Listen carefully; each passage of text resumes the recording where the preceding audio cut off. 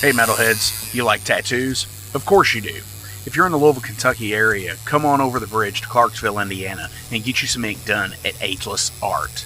If ink isn't your thing, they have a piercing studio as well. Visit agelessartclarksville.com to see some frequently asked questions, meet the staff. The shop is open Monday through Thursday, 12 to 8 p.m., Saturdays, 12 to 10 p.m., and Sundays, 12 to 6 p.m., all appointment-only spots. You can set up your appointments by phone at 812-283-1793 or email agelessarttattooandpiercing@gmail.com and someone will get you set up for your first or your next tattoo or piercing.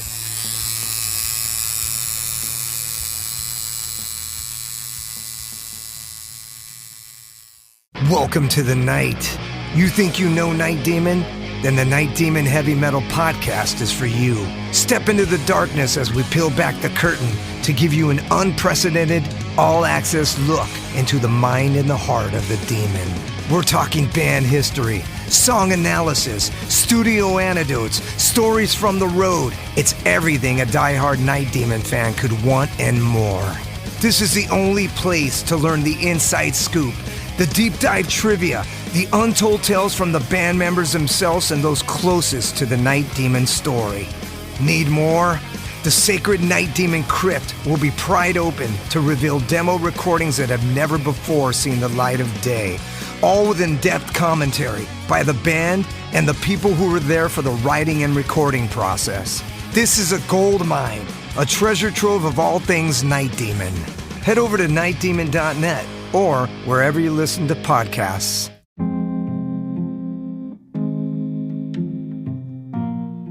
What's up, Metal Forge fans? This is Alan Bishop, the alchemist of Indiana's Black Forest and head distiller at Spirits of French Lick. Do you find yourself drawn to the unexplained, fascinated by the Fortean, or enchanted by the paranormal? If the things that go bump in the night resonate in your mind, then tune into my brand new podcast, If You Have Ghosts, You Have Everything. Featuring first-hand accounts, collected stories, interviews, history, and speculation related to all things not of this world. Available now on Anchor, Spotify, Google, Amazon, and more. Set back, relax, and remember, if you have ghosts, you have everything.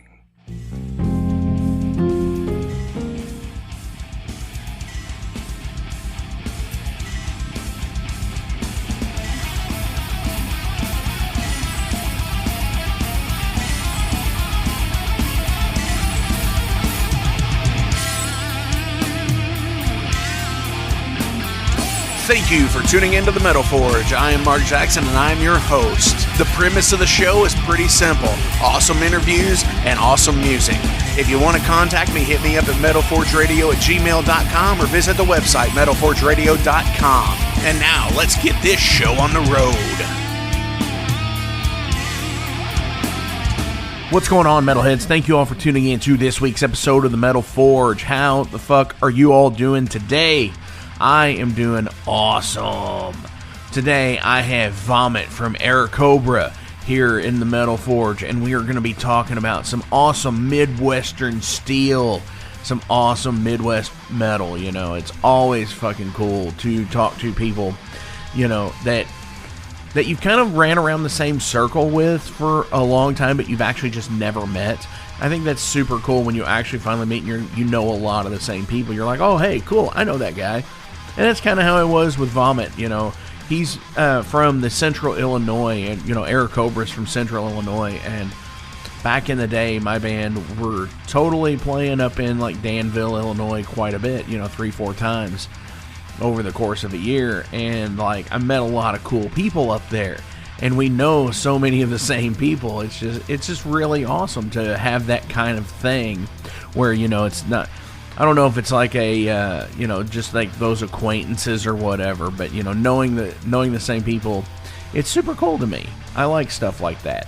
And it's like, you know, I can pretty much go anywhere after doing this show for so long and know somebody somewhere, along with, you know, the people that you meet in your life that just up and move and go to, like, you know, just far away from you, or not even that far, you know, a couple hours away. It's always cool to have friends in other places too, where, you know, you could always go visit and have awesome fucking times and shit like that. And that's really what it's all about, is just hanging out with your friends and your people that you care about and listening to kick-ass fucking music and having some kick-ass times, you know. That's really all it's about. And, you know, if you want to have a couple kids or whatever, what the fuck ever, right? So today, like I said, it's an awesome episode. I really enjoyed talking with them. I really enjoyed playing with these guys at Blades of Steel back on October the 7th. Super rad show. They put on a killer performance. Just love seeing them. But Jason Gardner is back from the Heavy Metal Wasteland, and he is here today. He's going to be talking about Sumerlands. And, you know, this is a band that I've seen, like, a lot of hype on here, like, recently. I need to jump in and actually, like, really check these guys out because, you know, they've really been catching a lot of traction here soon. Or recently, rather. I don't know what I'm saying. It's late. By the time I'm recording this, it's super late. You know, whatever. So, you know, I did say a lot during the pandemic that, you know, you need somebody to talk to, hit me up. I will talk to you, you know, just if you ever feel down and depressed, you know, that everybody goes through that, and there's no shame in that. And, you know, I'm no stranger to it either. And just know that, you know, everyone's out there. We're all fighting the same fight individually. And, you know, people get down, people get out, you know, it sucks, but, like, you're never alone. Yeah, I mean, yeah, you might feel like you are, but, you know, if you ever need anything, just shoot me a message at metalforgeradio@gmail.com or hit me up on Instagram.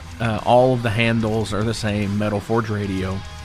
And, you know, even if you just want to sit there and say, dude, you know, thanks for whatever, or not even a thanks, you know, sit there and say, you know, just whatever, you know, if you need somebody to talk to, shoot me that message, because it means a lot to know that other people are out there. So let's go ahead and check in with Jason. We're going to hear from the Heavy Metal Wasteland.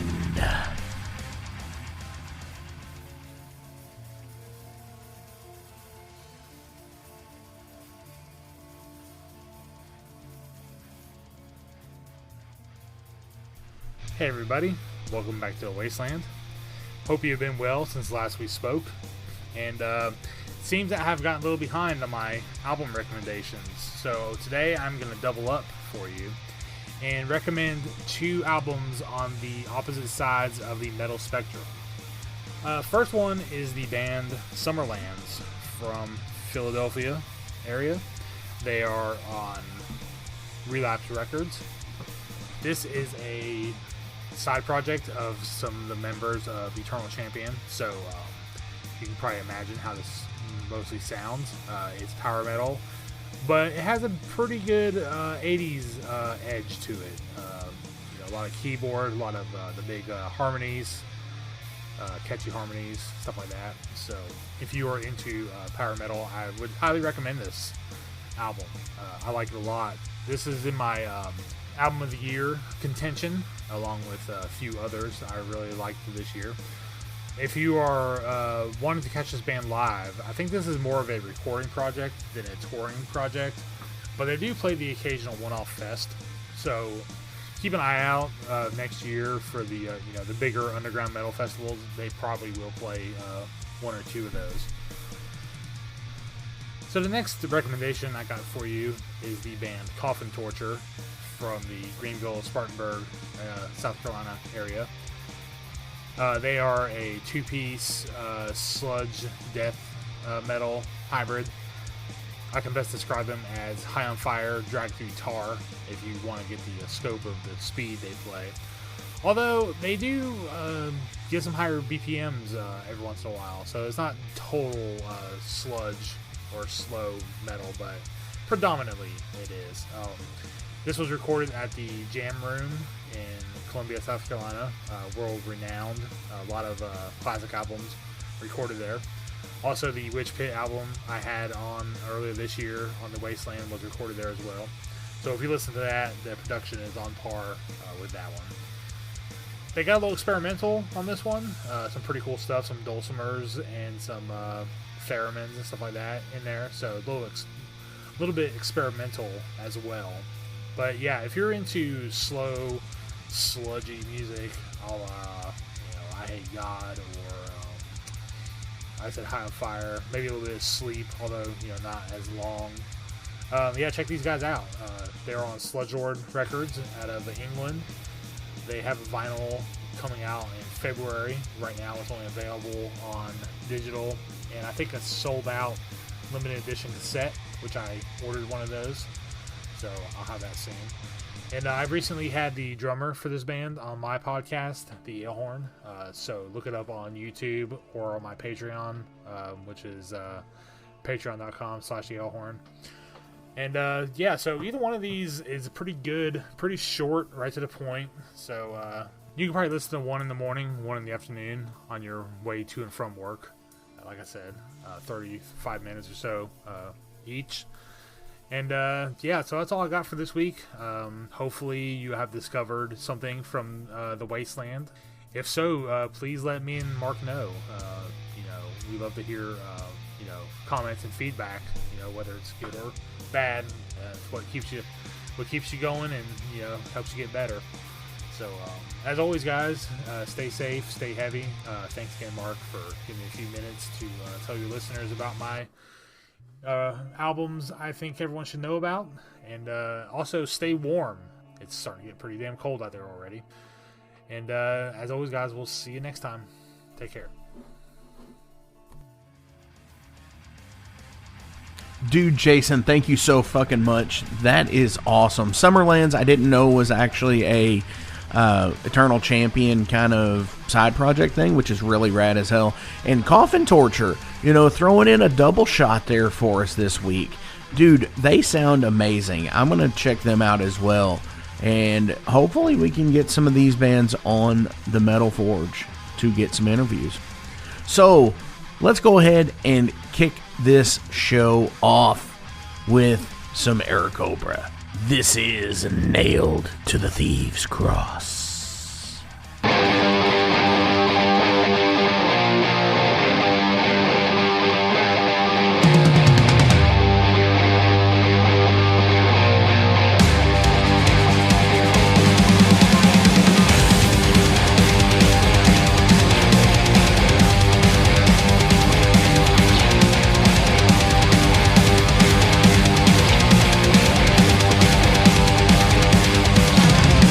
Did I swear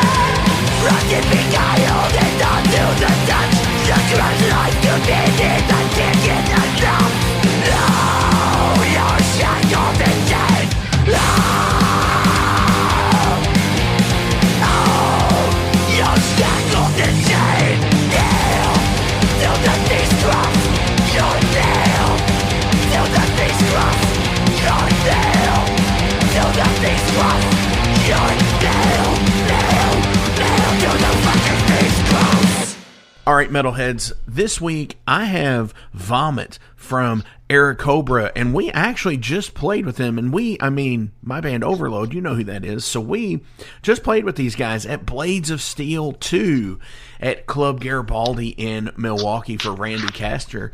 Dude, what the fuck is up? How you doing, Mark? Thanks for having me, man.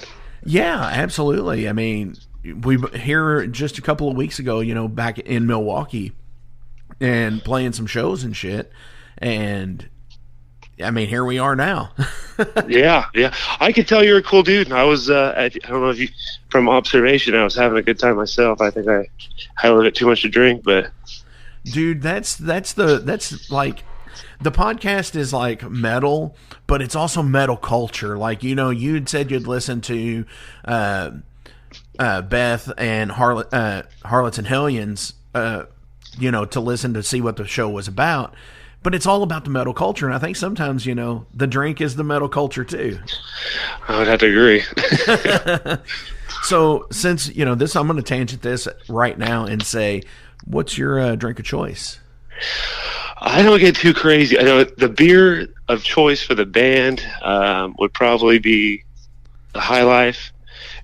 If my guitar player wants to drink beer, he don't drink beer, but if he's like, I want to have a beer, I'll go and we'll do the High Life. But usually probably just the Budweiser. Whatever's cheapest. Budweiser. Whatever's cheapest. Yeah. We Screamer was with their merch was set up next to ours that night, and the singers from Sweden, and I guess most of the bands from Sweden.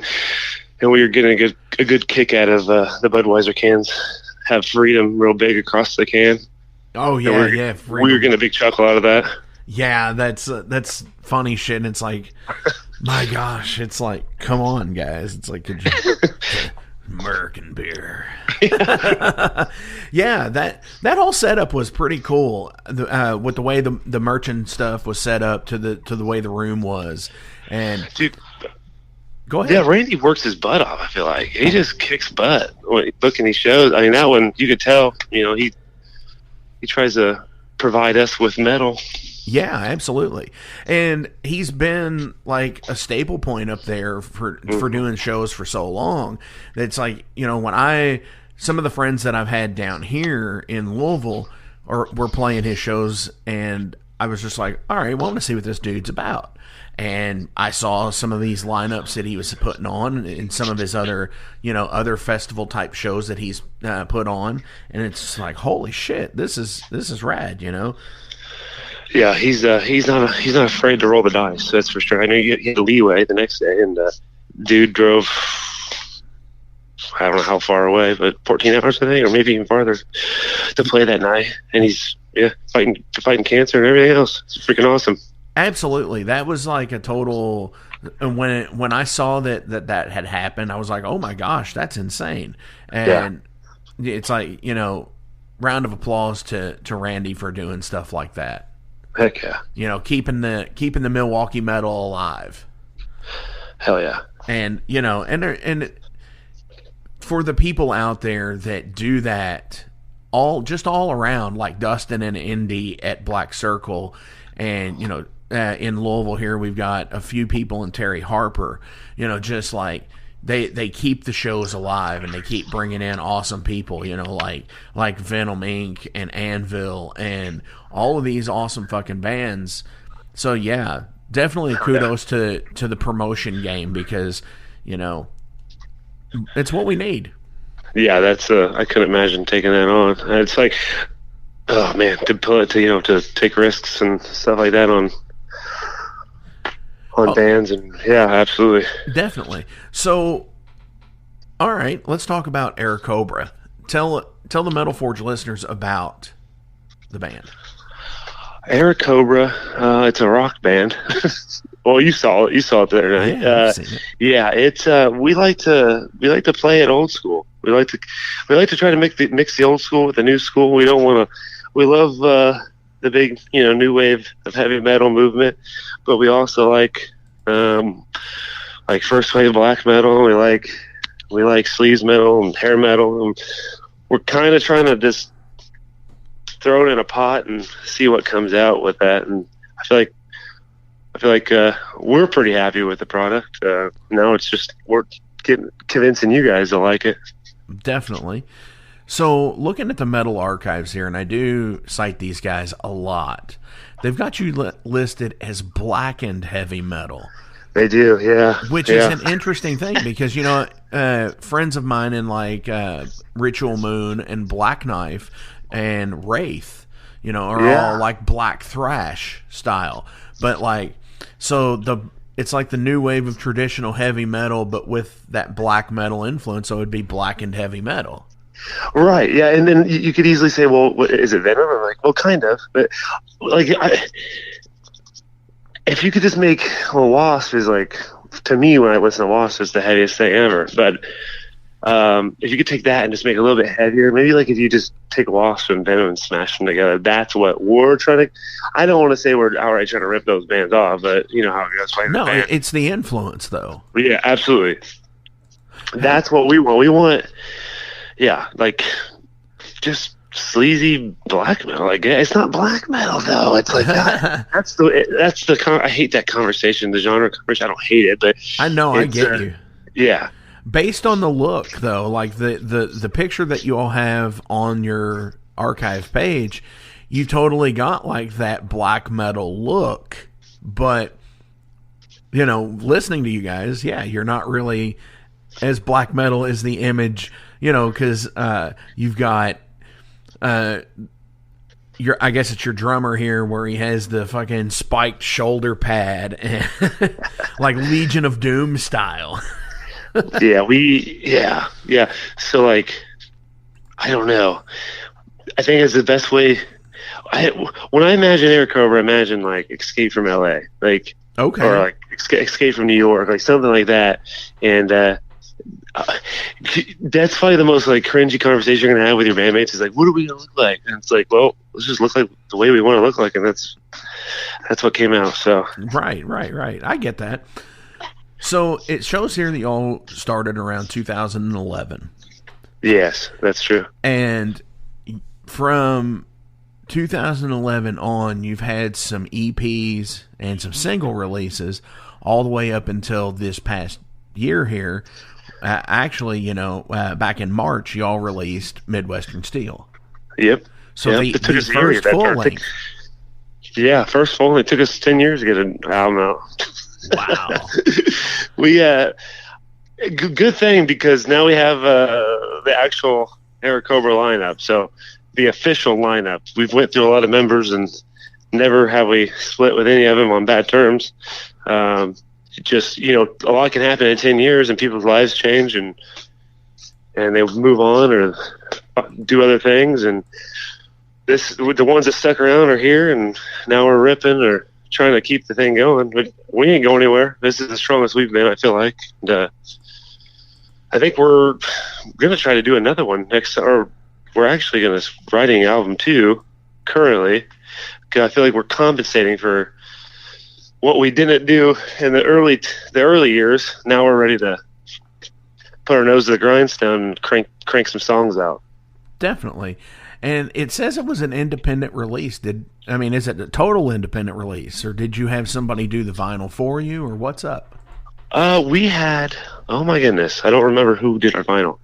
That's why I need my guitar player on these phone calls or these things. Yeah, we had a company out of Europe do our pressing for the vinyl. We did that ourselves, or we didn't do it ourselves. But okay, so when you're asking if we did everything ourselves, no, yeah, we had another company do the vinyl. We obviously hired the promotion or PR type company. So, but technically, yeah, we try to do everything inside, just to see how it goes. Definitely. I guess. So I guess what I'm asking is, it wasn't put out by like a Skull Records or High Roller or Shadow Kingdom or anybody like that. This is straight up you all. Yep, that's right. Yeah, and if you know anybody in those labels, go ahead and give them give them the shout out. Yeah. Tag them in the comments below, kind of thing. Which is interesting because a lot of bands don't go straight out and do vinyl on the first outing. Yeah, you've been around for 10 years, so you've had the time to calculate what you need to do. Yeah, you definitely find out what works and what doesn't. I think the vinyl was a good choice on our parts. It's kind of funny because we've always pressed CDs, and then we just kind of skipped out on CDs this go around.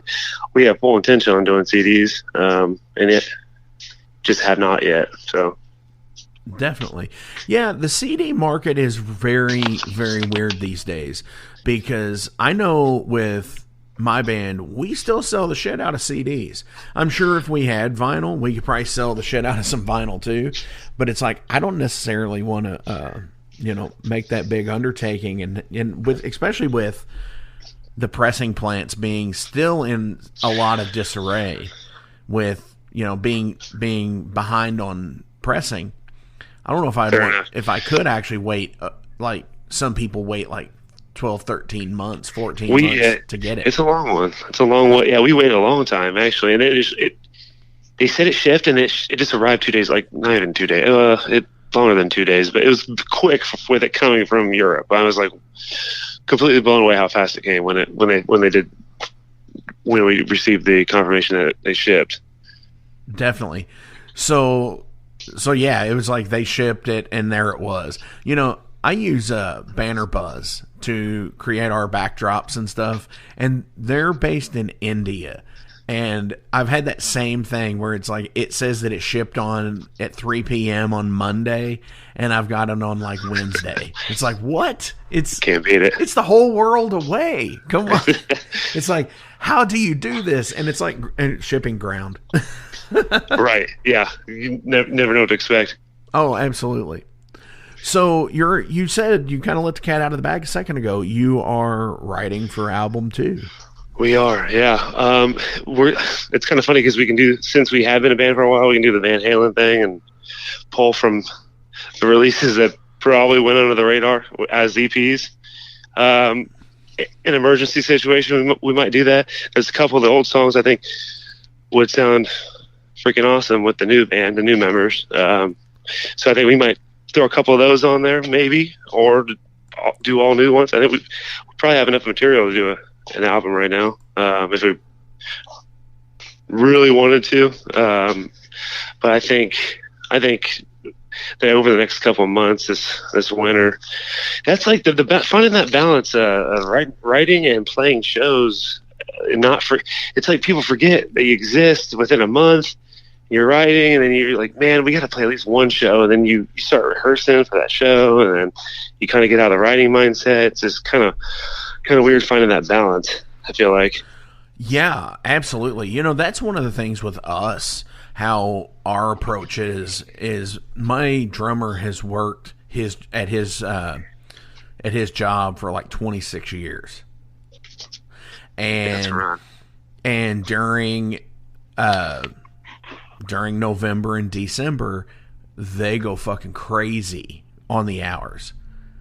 I will say that he works for a shipping company. I'm not going to say who, but so there's a lot of packages that are going through, and Sure. There were where you're normally working your 8 to 10 hours, you're on the upwards of looking at 12 to 14. Oh yeah, so our freaking life. Yeah, after like the second week of November, we're kind of shot on doing any shows until, probably the second week of January, because then they've got all the return packages, from stuff that, shipping the Christmas gifts back to Amazon and shit. That's awesome. Yeah. That was the thing. Well, half the band worked at Guitar. Well, am I allowed to say that? Yeah, it worked at Guitar Center. Whoop.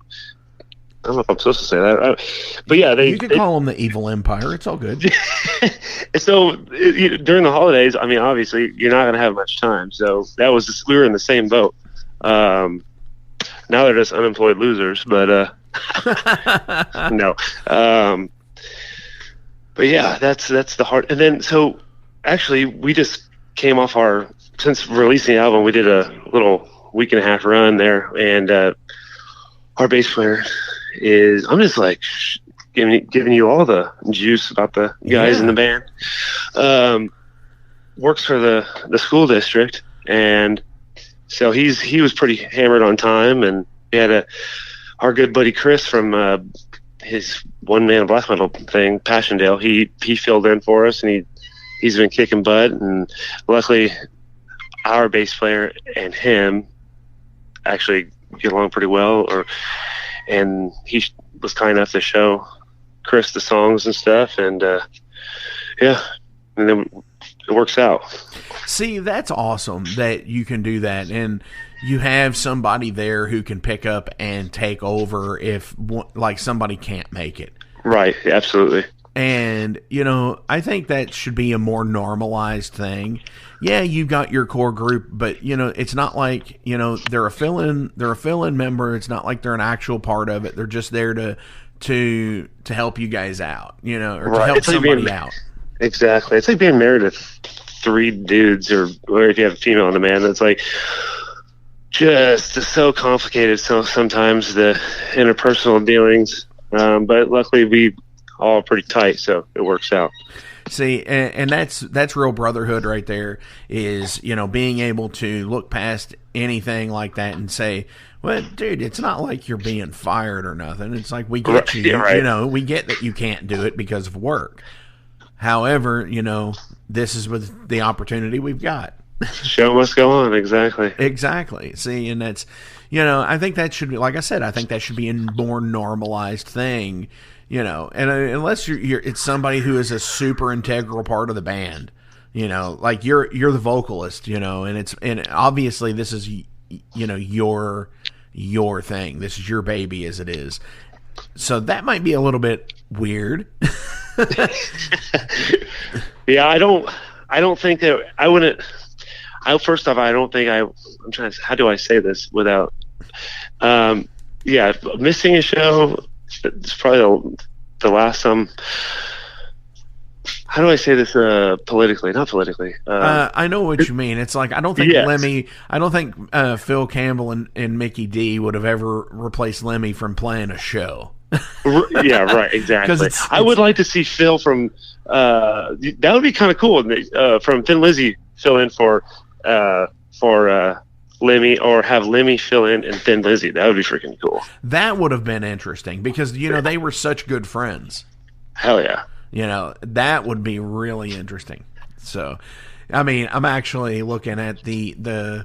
It's funny that you brought up Thin Lizzy, because in the Metal Forge here, above the bass cabs, the old bass cabs that I don't take to shows anymore, I have like the iconic live shot of Phil Lynott, and like where he's just hammering away on the fucking Fender bass and shit. And hell yeah. Yeah, it's such a rad dude. I wish he would have lived longer. I would have loved to like seen what he was able to do into the 90s and 2000s in music. Yeah, no, instead of what would Jesus do bracelets, we wear an Airacobra what would Phil do Yeah. No, I wish. If we had those, that'd be awesome. That would be. But we were talking about, me and a few friends were talking the other day about that as a what would Lemmy do kind of thing. Oh, dude, yeah. And it's like, obviously, it would have started with mixing the methamphetamine with your Jack and Coke. That's where that's where it would start. That's exactly where it starts. Yeah. And then you would go, okay, well, let's approach this way. That's what, man, I really messed up and didn't get to see Motorhead live. I was a different place, I think. I don't know when I don't know. Yeah, I only got to the once. I only got to the once, and it was 3 months before he passed. And I was lucky enough to see the first full show of that tour, which was in Indianapolis. So, nice. Yeah, it was totally great. It's like, even though he was still sick and everything, the magic was still there. That's what everybody said. He was just kicking all the ass up until the end, up until the very end. So, that's what, for sure. Yeah. I mean, they recorded their last show in Berlin, which was in like November. It was insane. So like, and they actually released it too. So that's cool stuff. So, any idea on when? You know, like you said, you've got the idea for the second album. You want to start writing songs, and at a far distant, you know, if you have to pull from previous EPs, I get that. So, is there an idea on when you want to have it done by? If I would pay attention at band practice, there's actual perceived date, but I think we still have a lot of conquest for Midwestern Steel. So I think 23. Most definitely 23. I'd like to start off the beginning of next year, hammering away some shows with Midwestern Steel. I feel like there's a lot left to conquer with that album. Man, we played that first run after recording St. Louis. That's what I was telling you before we did this. Their scene right now is freaking popping. That was probably the most rowdy show we played in a long time, and it's been a long time since I've seen people sing our lyrics. Actually, I don't think I've ever seen that outside of our hometown. So that was really cool.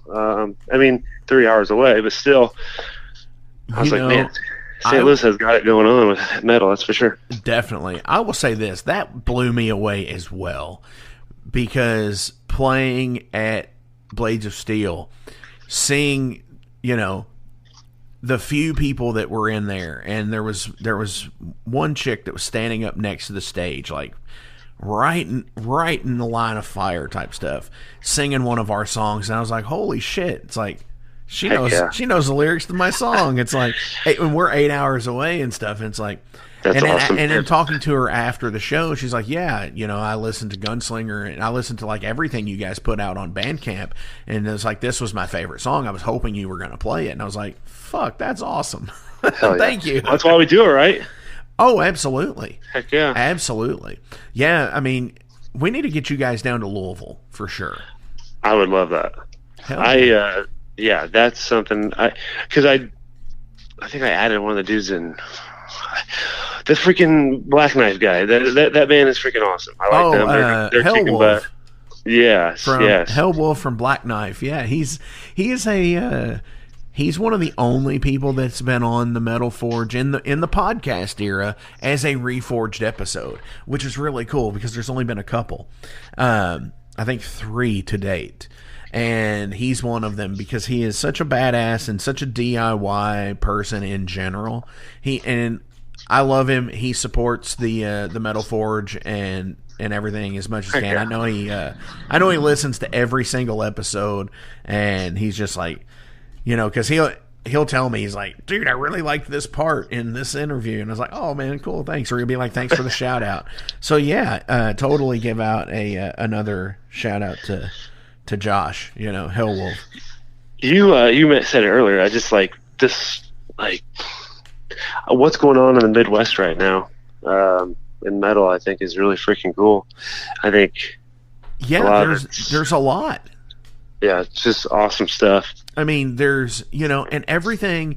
It's interesting because every city has like this like little scene of their own kind of thing. Like, you're in Central Illinois, and you guys have always had a good scene up there. You've had some awesome bands like 7 Year Existence. You've had Corruptor. Now you've got Blood of Heroes up there. Back in the day, Low 12. Oh man, that's way back. Yeah. Yeah. I love Pete. Pete's good peeps. I don't get to talk to him as much as I used to, but yeah, total cool stuff. And then like Indy and Fort Wayne have some amazing people that are there playing music.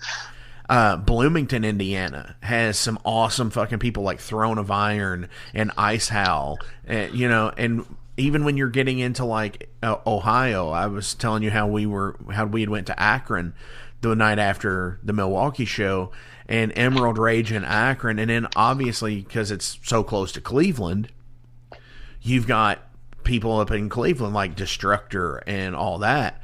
So it's all like there's a lot of pockets of bands that are all centralized. And it would be really cool if somebody, threw something together. No, dude, yeah, that's and I'm not cutting into Joey's show territory here, like with Full Terror Assault, because that is amazing what he does, and a lot of those bands are on on those shows. And I think you just have to have a pair of balls as big as Randy's. Yeah, or Joey. You know what I mean? Like, to be a show promoter, you got to have a big set, not. I feel like, dude. I put on some shows here in Louisville, and it is it's a sick game sometimes, for damn sure. Yeah, that would be cool. That's just. Yeah, I can. My infinite praise on my behalf. Oh, for sure. So awesome! We've got some cool stuff to look forward to. Hopefully, some new stuff by the end of 23 for you guys, and just fucking in full support of Midwestern Steel. Hell yes! That's fucking rad as shit. I am so excited for it because watching you guys, I was like, all right, these fucking guys, they fucking kick ass, and. Yeah, for sure. Appreciate that. Definitely. So I want to get into some general profile questions about you as a person. These are pulled from a deck of cards. Let me do the Airheads thing here. All right. Those sound like cards to me. They do. So these are all about everything. There's no set pattern. You can interpret a lot of these questions into various things, whether it's like, film life, fucking music life, just real life shit. Bring it on. What is the last thing that you've done that you're extremely proud of? Midwestern Steel. That was like 9 months ago. You haven't done nothing proud since then? I guess not. No, go to the bathroom on the way to Milwaukee. I didn't ask to have a potty break. No. It's like 3 hours. Oh, yeah, I'm kidding. Yeah. But no, dude, I say that in jest because, yes, putting out an album is a huge fucking undertaking. A lot of people don't know what it's like to actually get into the meat and potatoes of that. It's not. Man, the wheels almost fall off. You know what I mean? Like, oh, yeah. When you're like, why are we writing an album? You know what I mean? It's like when you're working out or doing something like that, you're like, why am I working out? Or why am I driving 5 hours to play this show? What am I doing? Like, that always, anytime you're doing something that's freaking good, probably going to be awesome, you always, it seems like I've run into that so many times in life. Like, why am I like just completely destroying myself to do this? It's the labor of love thing. When you're in the when you're in the 11th hour and you're fighting over the bridge riff, was it played this way or this way? And then when you get that piece back and you get your own production back and you pull off the fucking cellophane and you pop it into your own fucking either record player or CD player or nowadays tape player, and you just give it a listen on your own with no one else around, and then you're just like, I made this. That's right. And absolutely. That is definitely something to fucking be proud of. Yeah, for sure. I'm going to say, aside from going to metal shows, okay, aside from like going to shows, do you have a favorite thing you do for like a guy's night out? Oh my goodness. Well, yeah, I like to run naked through the cemetery. Yes, I knew it. Yes, picnics at midnight. Look up the stars at night. No, I don't. What do I like to do with the dudes?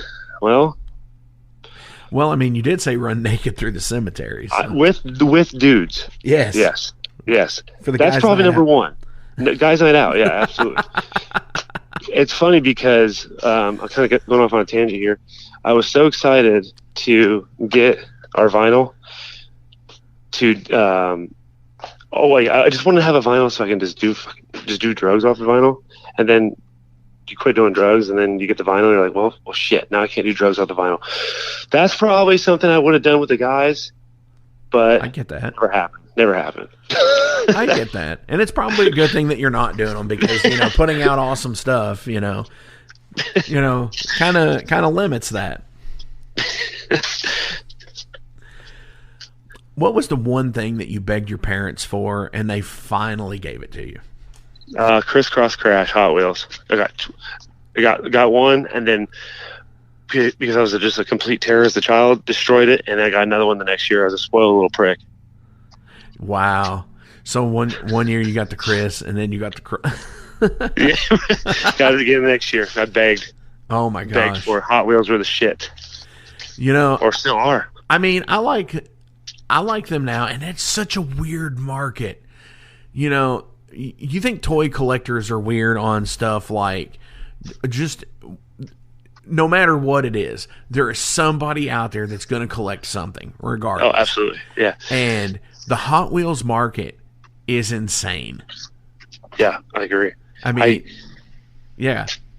My only basis with it is, well, obviously from being a kid, but if they're making like expansion packs on video games based off of Hot Wheels, it's obviously pretty special. That's the interesting thing to me. I just thought of this, that possibly the 4 biggest toy collections are all produced by the same company. Huh. Yeah. Barbie. A lot of people collect Barbie. A lot of people collect Hot Wheels. A lot of people collect Masters of the Universe figures. And a lot of people collect wrestling figures, namely the WWE stuff. So those 4 like different fandoms are being produced by Mattel. Just the 1%ers. Yeah, right. Darn it! Like, I wish I would have told you that it was a Barbie that I really. I probably would have came up to the same conclusion. My mind works insane. It's insane. I'm a bassist and a vocalist, and we're just fucking nuts, dude. Like, for real. It's like insanity from the word go. That's right. What book do you think should be mandatory for everyone on the planet to read?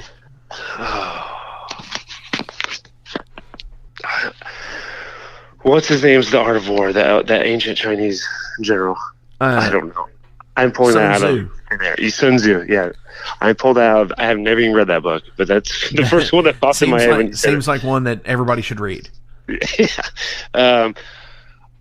Dude, you know what? That's one thing that I think the only books I can probably sit down and read are anything about ancient warfare. So I think the last book I read a chapter of was a book about Napoleon. So yeah, that's a bad question for me. Awesome. Well, no, I mean, I think with like the name of the band and everything, so there's obviously some bit of like warfare interest. Now, have you actually been able to write songs based off of stuff like that? we actually, Airacobra on Midwestern Steel is about just two World War II pilots battling it out. That's the whole song. It's about the dogfight. Allied pilot. Yep. Just about a dogfight. We went all Iron Maiden on that one, and that's probably the song that means the most to me on the album. That one and the very last song, Put Out the Eastern Fires. But yeah, there's some warfare on there. And then Treacherous Waters of the Soul Divide. It's about. I mean, how do you write a Viking song when you live in an ocean of cornfields? It's kind of hard, but we tried our best on that one. For sure, I can get that. Yeah. And my answer to that would be White Line Fever. Okay. Which is the Lemmy autobiography. I think everyone needs to read that. I haven't read it myself. Yeah, that's heck yeah. You should. It's good. It's like he's sitting next to you telling you the story.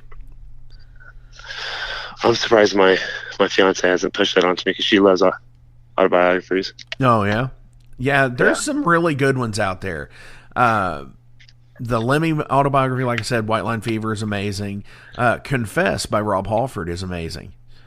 The Tony Iommi book, Iron Man, is amazing. It's like they're all like very well written, for having ghostwriters and stuff like that. And I think Rob did his own, and he actually narrates the audiobook, which is cool. That alone is a reason to get yeah. Just go to Audible and listen to Confess by Rob Halford. And so are you sponsored by them? No, I wish. I really wish, and I probably shouldn't have said to do that, because now they'll probably go, hey, fuck, we got free advertisement. And then they realize who it is, and they're like, fucking beep our name out. What specific work of art do you admire the most? Oh, man, I would get canceled if I say it. I'm kidding. And I said work of art, which art is subjective. Yeah, so this could be album too. Oh, it's actually Kiss, Psycho Circus. That's the greatest artwork of all time. Ooh. No, Please I'm don't. Kidding. Oh my God, I am so glad. No, I said that because I know if my guitar player listens to this, he'll be like, "What the fuck? What is wrong with you? Are you insane?" He should listen to this. I'm sure he will.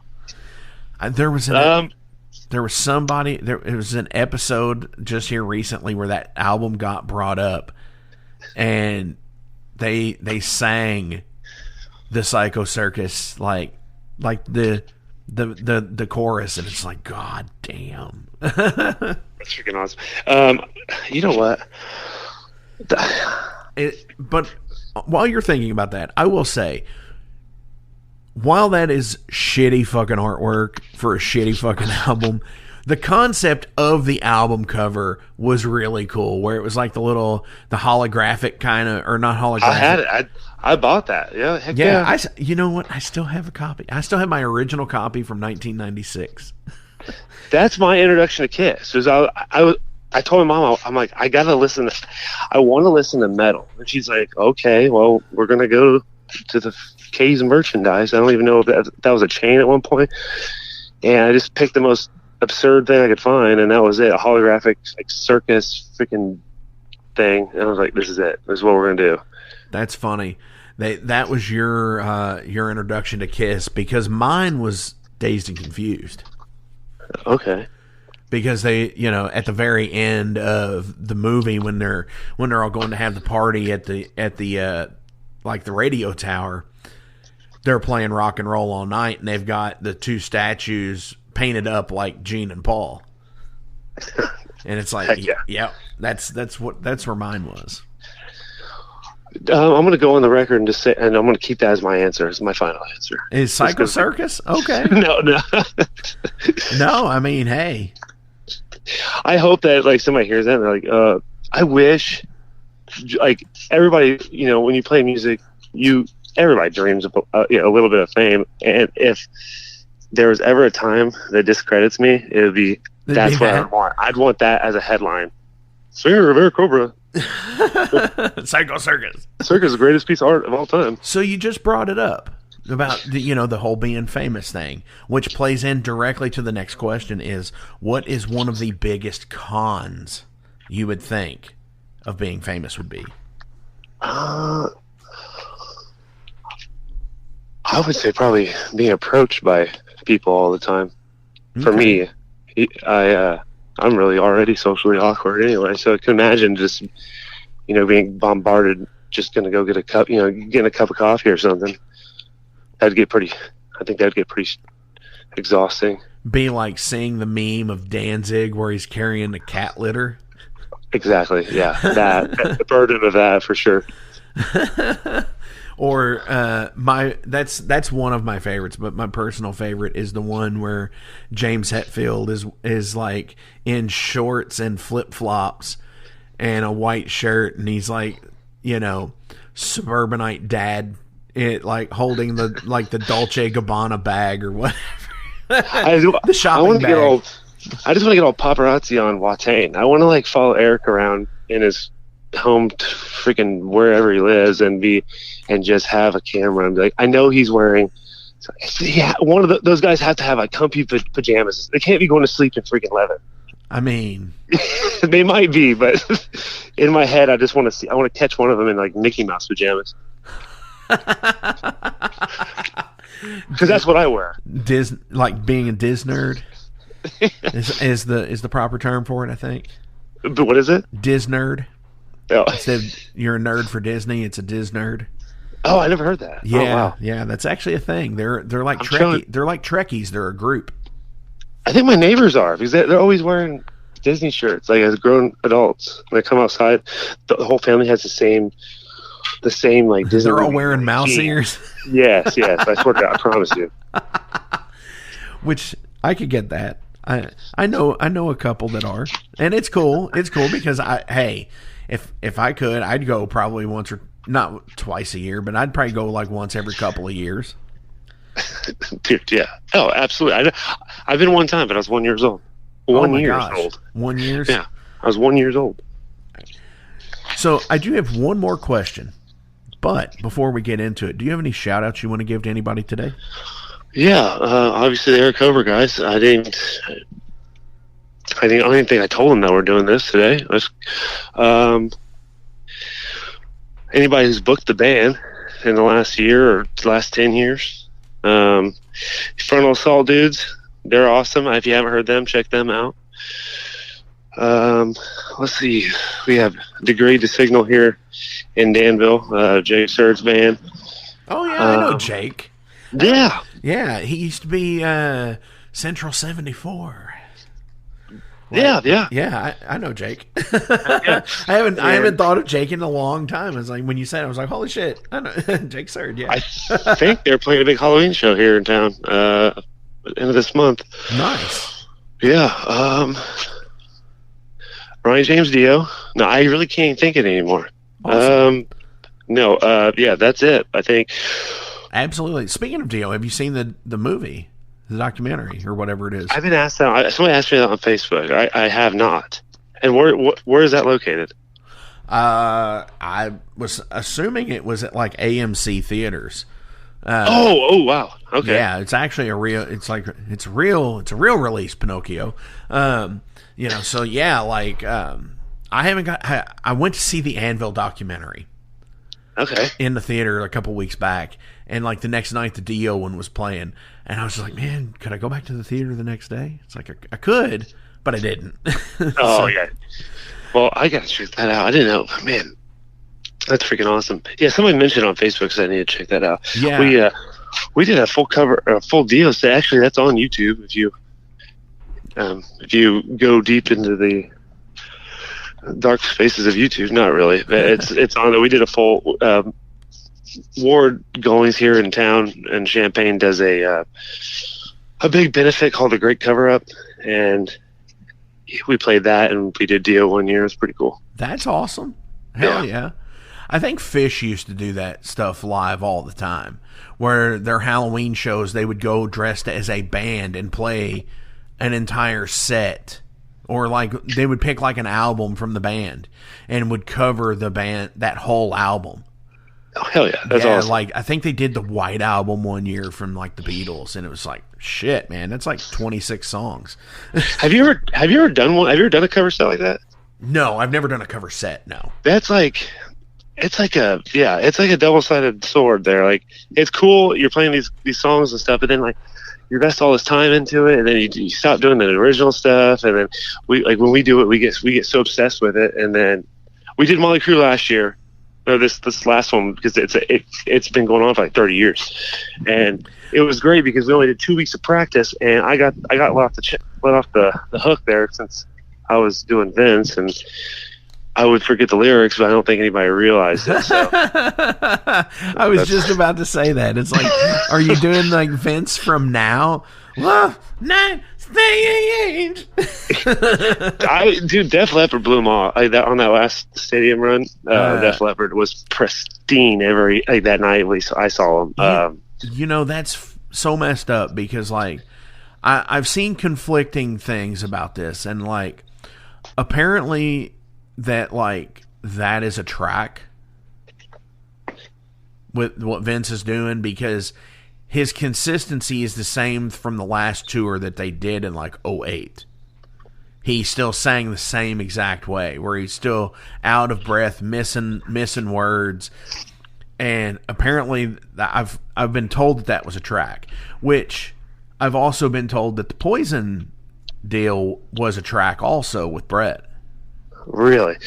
I wouldn't put it past those two guys. Right? But, I mean, and Paul Stanley's doing it now, and apparently Alice is too, and it's just like, man, it's like... Yeah, I mean, at this point in their career, if they're keeping the legacy going, I mean, I don't ever want your legacy bands like that to die. I just want them to go on forever and ever and ever and ever. Just become androids and let Elon Musk turn them into like cyborgs or something. It's gonna be. I think it's gonna be more like Futurama, where their heads are gonna be in jars. Right, exactly. Yeah. I mean, to me, I kind of view it as the Two-Face deal in The Dark Knight. You either die a hero or you see yourself you live so long to see yourself become the villain. Yeah, exactly. Absolutely. Singing to tracks is the villain. Yeah. Or lip syncing to tracks is the villain. I'll say that. Right. Yeah. I mean, it's what it is, I guess. I mean, it's what it is. Alice Cooper kicked ass. Yeah, he just destroyed. Always does. Yeah, never fails. So, as always, links are listed below, so please give a like, a share, and a follow. Go to the Bandcamp page, buy merch, support these guys, because they're out there, they're doing it, they're going to shows, 5, 6, 10 hours away at some points, and, they're kicking fucking ass, and that's what metal and shit's all about. So, click those links, buy those CDs, buy that merch, do whatever you can. Party on. Yeah, party on, Wayne. Final question of the day. Have you ever been kicked out of anything? And if so, what was it? Kicked out of a hardcore show for hardcore moshing. What? Yeah, got kicked out of a hardcore show. Actually, so there was a hardcore show at a church here in town, and when you're young, dumb, and full of blood, yeah, you gotta puff up and go into the hardcore show and show them who's boss, right? No, it's like, so right when the moshing started, like me and my buddy were the main culprits. We got ejected from the venue immediately. I wish it was way more. It sounds like a rock star deal, but it wasn't. It was like right when we started moshing, it was over. They're like, no, get these hooligans out of here. Like, you're the one that booked the hardcore show at the church. And that's the thing. That seems to be a common thing. We had here in Jeffersonville, Indiana, they had a alternative faith-based church that had hardcore shows twice a month. And it's like, what? Wait a minute. How is this a thing? I feel like, yeah. No, metal guys have probably, I don't want to put the two in separate groups, but I feel like metal guys would be a little bit more respectable to their surroundings than hardcore kids. I feel like they go a little bit more little ham at shows than I can't say that because I haven't been to every metal show in every state in America. So metal shows on the West Coast could be ignorant, but I feel like you put a hardcore band in there, and like the Chicago hardcore shows are just bonkers. Like you might as well, I don't even know, you put a helmet on and put a mouth guard and go into those things. Right. Hell yeah.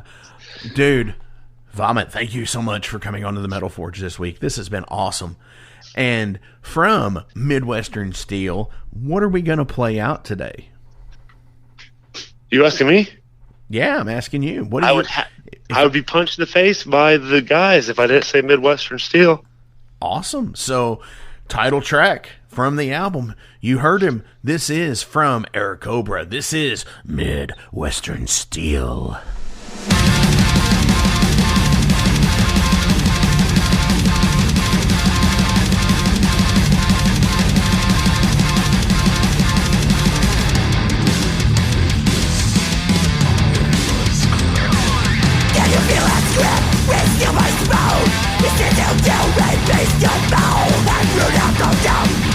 The faceless ones,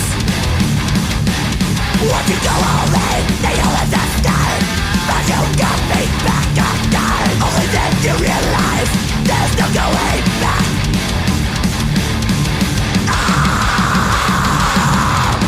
Too old to go, the last gas at my bones. I love the feel, Midwestern Steel. With a speed, breaks the soul, and the hands start to glow. I know it's real, it must be steel. I'm fighting on with the devil drops. Half to quit like a fucking dumb. And here I am, with an iron sky. A parasite of your disguise. All the heavy metal running through my veins. When you hit the lights, there's no going back.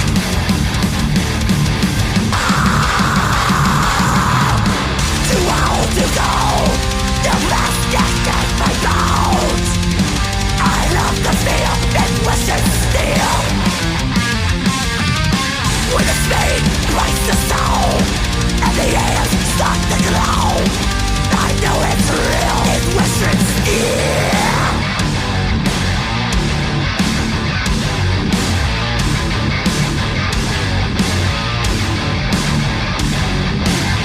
With the weight of the faceless crashes down to the ground. You find the power to face it. Heavy lies the crowd. With a blank stare and a closed in, I'll smash out the weak ones. With a blank stare and a closed in, I'll smash you up with the hammer of down. With the hammer of down.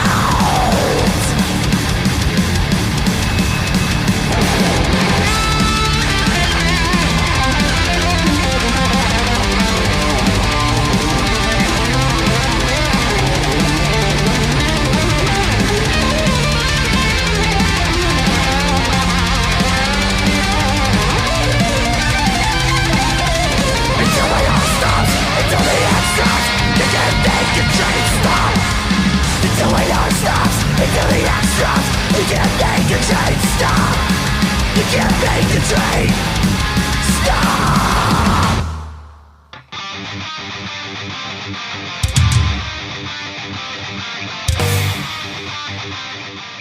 Hey, let me tell you guys about Mercenary Press. They're an independent London label and distributor of all things metal. Mercenary Press delivers the goods from their own independent zine. Trust me, you're going to want to get in on that.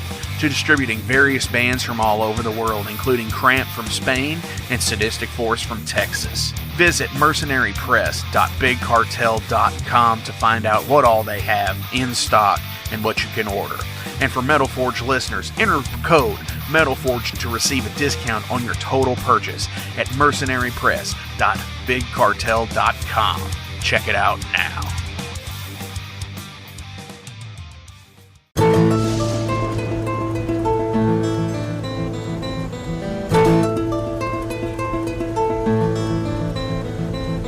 Since 2013, there has been a calling from the underground, from the graves of all those unholy, and they decided to make a zine to talk about all of this. Soulgrinder Zine, an independent metal zine to keep you informed on all things metal and horror from the underground. Available in both print and digital formats, they're bringing you the best interviews and reviews out there today. Not only do they do the zine, but they also do compilation CDs. Check them out at facebook.com/soulgrinder.zine and start your subscription now.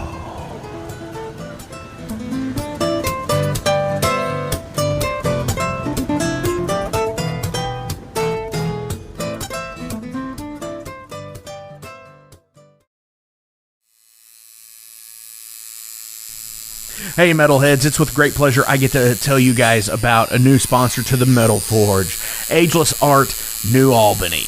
After 20 years of owning and operating Ageless Art in Clarksville, Indiana, Phil Garrett had a vision for a new type of tattoo studio. Something that is clean and modern, sleek, refined, inviting. And he's done just that with Ageless Art in New Albany. You can find it at 2736 Charlestown Road, New Albany, Indiana, 47150. Business hours are Monday through Saturday, 11 a.m. to 7 p.m. Sundays are 12 to 6. All sessions are appointment only, so give them a call and go get you some new ink. Or if it's your first time, go get your first one, baby.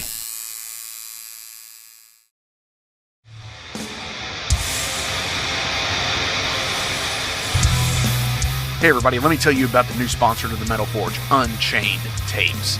They're an independent Pennsylvania tape label. They focus on extreme metal and punk with a killer approach to the tape scene.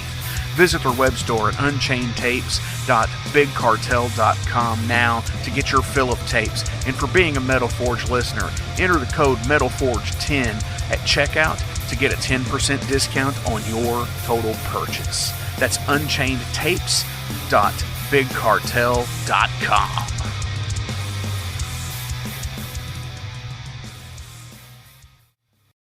Hey guys, Wrestling Steve of the Wrestling Steve Show here. So if you're currently listening to the Metal Forge with Mark Jackson, then you understand that Mark Jackson has a pretty discerning taste when it comes to music as a whole. You'll also understand that he has a discerning taste for professional wrestling, just like me. My show is called the Wrestling Steve Show. I talk about modern and classic pro wrestling in a completely unbiased, unfiltered way. Be sure to check me out on all available podcasting platforms. That is the Wrestling Steve Show. And I am the host, Wrestling Steve. Just remember, like Confucius said, man who goes through turnstile in Thailand is going to Bangkok. Pro wrestling. It's Gonna Get Weird is the name of the podcast. We're on season 2, so you have a whole season to get weird with Frank Green and Scott Clark. The best part is there's always laughter. Oh, yeah, you can pull that out. We have national touring comedians, NFL stars, rock stars, your local friends. It always gets weird. Weird answers. Have y'all ever snorted coke off of a 78 Pinto? No? You ain't no man. Weird questions. Who had a bigger cocaine habit, Jock Sutherland or Kaywood Ledford? Neither one, because they stopped beating their wives. And weird we never even thought of. Well, no. My friend is on acid, and I sent my friend to go find a payphone so that I can call and turn myself in for murdering this guy and ruin my life. We love all types of people, but we don't love all people. Weird. It's Gonna Get Weird is the name of the podcast, available everywhere. And thank you to Big X Sports Radio for being a proud sponsor of It's Gonna Get Weird. Frank Green, Scott Clark. Yeah. Hey, thank you all for tuning into this week's episode of the Metal Forge. I want to take a minute to remind you guys about the Patreon page. Over on the Patreon page, we have the tiers set up to support the production of the show. We feature the Down and Dirty, which is just $1. There's nothing special for that one, it just sends me a thank you because every dollar helps. Then there's the Double Down and Dirty. Much akin to the Down and Dirty tier, everything helps produce the show in the end. You make your presence known, and I appreciate that more than you realize. Thank you for being a dedicated friend and supporter to the Metal Forge.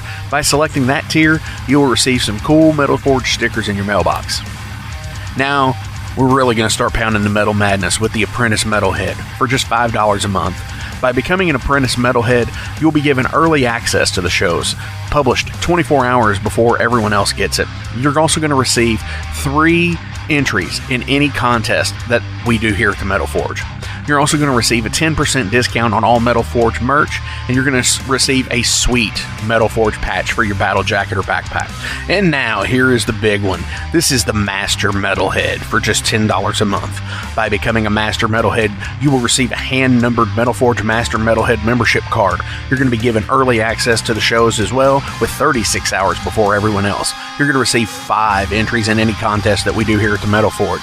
You'll be able to submit audio questions that I will use on the show of you asking questions to the upcoming guests. Remember, timing is everything, and you will need to keep up with the upcoming guest list on the website.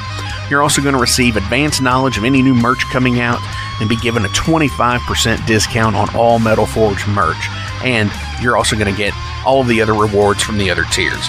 So visit patreon.com/Metal Forge Radio today and help support the Metal Forge. Rock on.